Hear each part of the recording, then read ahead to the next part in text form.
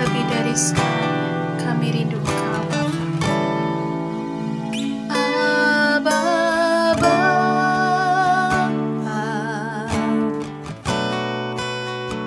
Aba, Bapa. Kau segalanya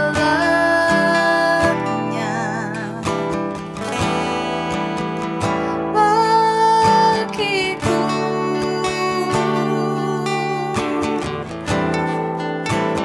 Ku naikkan syukur padamu dengan segenap hatiku, Aba,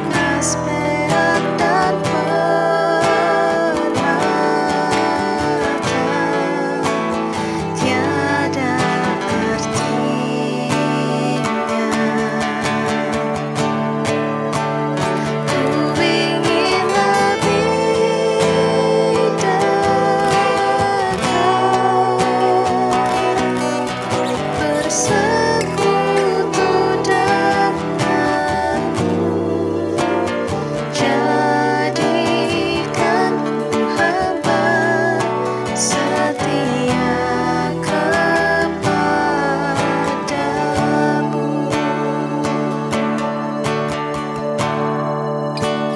Jadikanku hamba setia kepadamu.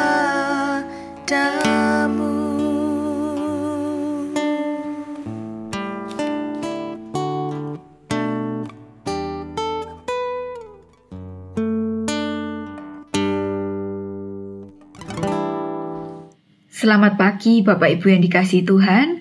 Judul renungan firman Tuhan pada pagi hari ini adalah mengapa orang Kristen mengalami penderitaan.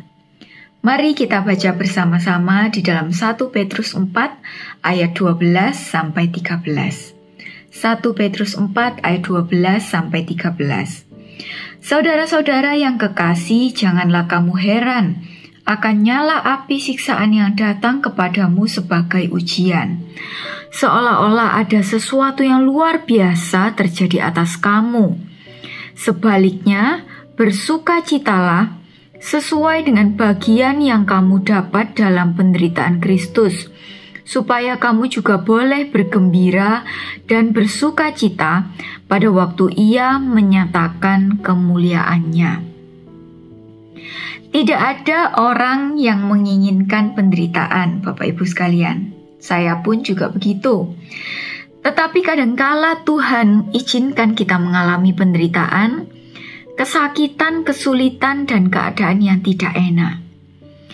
Mengapa penderitaan ini harus ada, bahkan perlu ada di dalam hidup orang percaya? Mari kita lihat bersama-sama.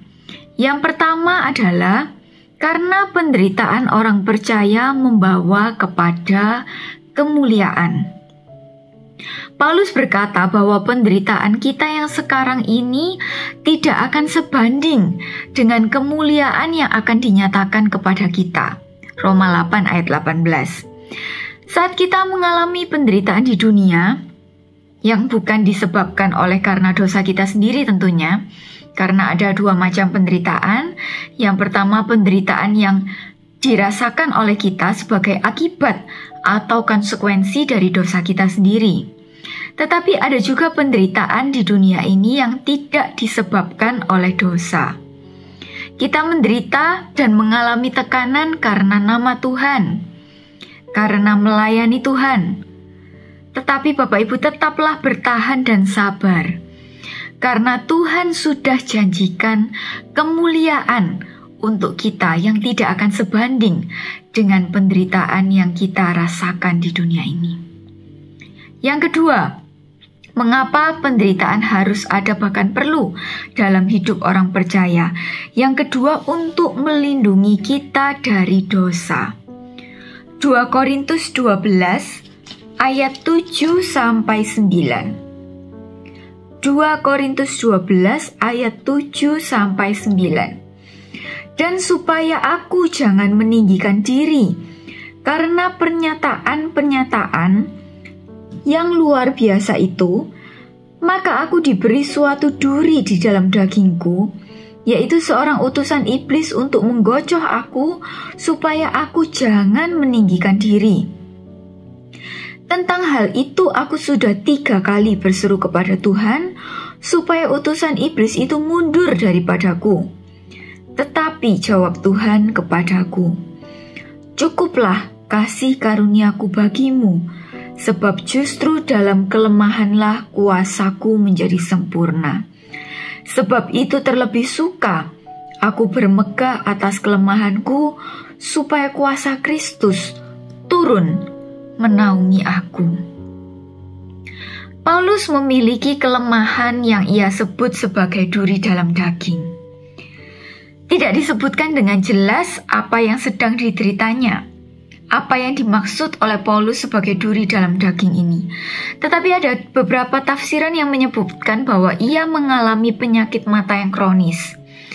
Ada juga yang menyebutkan bahwa ini adalah penyakit lain yang diderita oleh Rasul Paulus, yang intinya adalah menimbulkan penderitaan baginya. Namun Paulus menyadari bahwa kelemahannya ini adalah untuk kebaikannya. supaya ia tidak jatuh di dalam dosa kesombongan.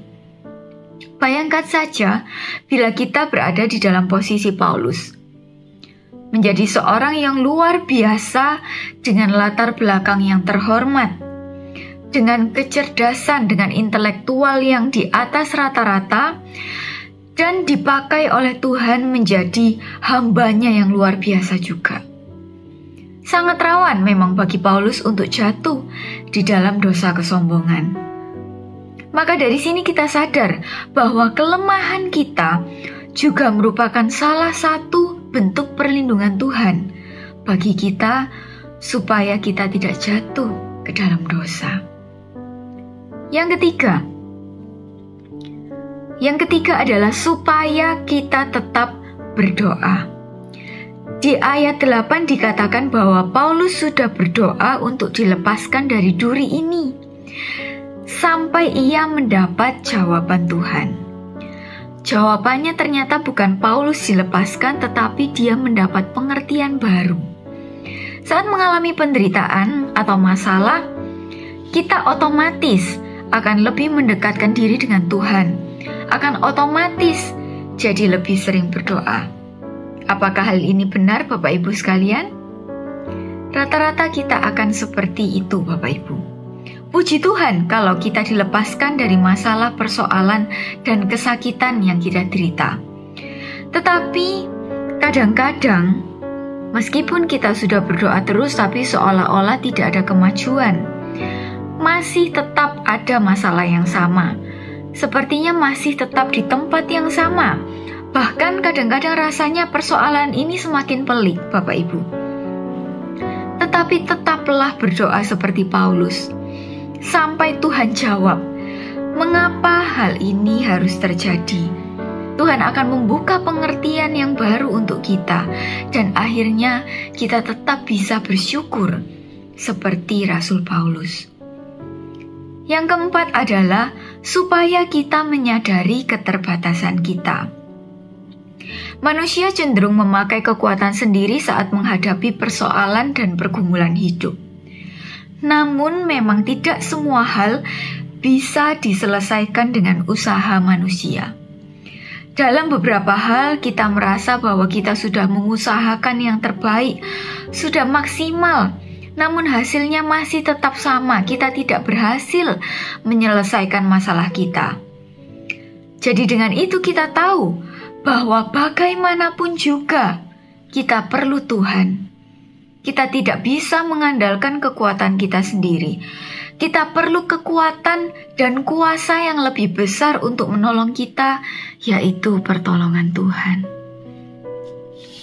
Dan yang terakhir, mengapa penderitaan harus ada bahkan perlu dalam hidup orang percaya? Yang keenam adalah karena apa yang kita anggap penderitaan belum tentu buruk. Sebenarnya kita manusia ini tidak bisa mengerti apa yang kita alami baik atau buruk. Apa yang kita anggap baik biasanya belum tentu baik, Bapak Ibu. Dan apa yang kita anggap buruk bahkan belum tentu buruk juga. Jadi penderitaan, pencobaan, dan kesulitan yang kita alami belum tentu buruk. Apa maksudnya? Saya memiliki sebuah ilustrasi untuk kita renungkan bersama. Ada seorang anak laki-laki yang hidup bersama dengan ayahnya yang miskin. Suatu hari mereka memenangkan undian sebesar 100 juta rupiah. Para tetangganya berkata kepada anak ini, "Wah, beruntung sekali kamu." Malam harinya, masuklah perampok untuk merampok uang itu dan membunuh bapaknya. Anak ini pun menjadi yatim piatu dan kehilangan uang 100 juta rupiah itu tadi. Dan tetangganya berkata, "Wah, malang sekali nasibmu, nak." Jadi, anak ini beruntung atau malang, Bapak Ibu sekalian? Setelah peristiwa itu, Ada kerabat ayahnya yang sangat kaya tetapi tidak punya keturunan. Mereka mengangkat anak ini sebagai anak angkat mereka. Dan dia berulang tahun dan dia mendapat hadiah sebuah mobil mewah dari orang tua angkatnya. Orang-orang pun berkata kepada anak ini, "Wah, kamu beruntung sekali." Namun, keesokan harinya terjadilah kecelakaan beruntun. Dan anak ini mengalami cedera yang cukup serius dan dirawat di rumah sakit dalam waktu yang lama. Orang-orang pun berkata kepada anak ini, "Aduh, sial sekali kamu." Jadi, anak ini beruntung atau sial sebetulnya Bapak Ibu? Tetapi, karena dia dirawat di rumah sakit cukup lama, bertemulah dia dengan jodohnya yang seorang dokter di rumah sakit itu. Jadi, sekali lagi saya bertanya kepada Bapak Ibu dengan pertanyaan yang sama. Jadi, apakah anak ini beruntung atau malang, Bapak Ibu sekalian? Dari ilustrasi ini, dari situasi ini, kita menyadari bahwa kita sebagai manusia sangat terbatas.